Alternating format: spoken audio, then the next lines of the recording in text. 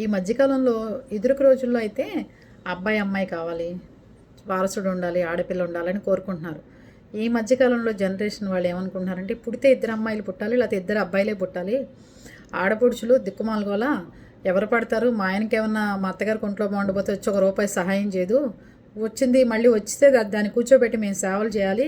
అదే మరిదిగానే ఉంటే కనుక ఇద్దరు చక్కగా వాటాలు వేసుకుని హాస్పిటల్ బిల్లు కట్టుకునేవాళ్ళు. ఆడపడుచుల వల్ల ఉపయోగం ఏం లేదు, మాకు అక్కర్లేదు ఆడపడుచులు అని చెప్తున్నారు. ఒక అబ్బాయి ఒక అమ్మాయి ఉన్నవాళ్ళు.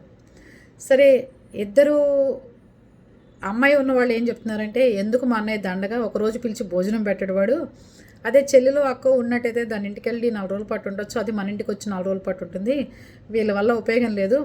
అదే ఇద్దరం ఆడపిల్లలం అయితే కదా అమ్మ నాన్న ఆస్తి మా ఇద్దరికే వస్తుంది, మగపిల్లాడైతే ఆస్తి వాడు తీసుకుంటున్నాడు, చాకరీ మేం చేయాల్సి వస్తుందని ఆడపిల్లలు అనుకుంటున్నారు.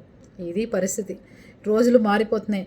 ఇద్దరికైతే అబ్బాయి అమ్మాయి ఉంటే చక్కగా బాగుంటుంది, ఇంటికి ముచ్చట అనుకుంటున్నారు. ఇప్పుడు అలా కాదు, ఉంటే ఇద్దరు అబ్బాయిలు లేకపోతే ఇద్దరు అమ్మాయిలు అనుకుంటున్నారు. మీరేమనుకుంటున్నారు? దానికి ఏకీభవిస్తున్నారా? ఇది కరెక్టేనా బయట అనుకుంటున్నది? చెప్పేయండి కామెంట్లోకి వచ్చి.